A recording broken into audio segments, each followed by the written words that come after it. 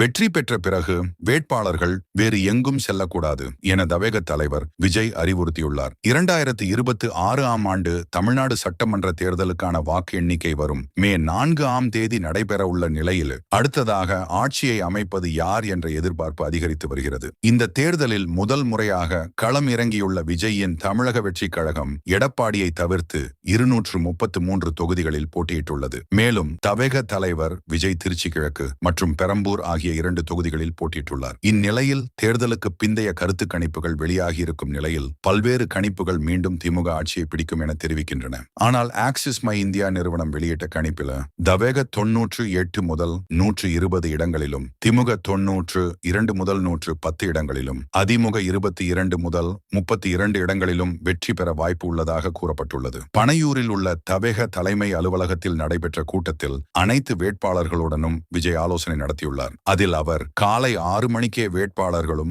Booth ஏஜென்ட்டுகளும் வாக்கு எண்ணிக்கை மையங்களில் இருக்க வேண்டும். எண்ணிக்கை முடியும் வரை யாரும் அங்கிருந்து செல்லக்கூடாது. வெற்றி பெறும் வேட்பாளர்கள் சான்றிதழை பெற்றவுடன் நேரடியாக பனையூருக்கு வர வேண்டும். நான் உங்களுக்காக காத்திருப்பேன் என்று அறிவுறுத்தியதாக தகவல்கள் வெளியாகியுள்ளன.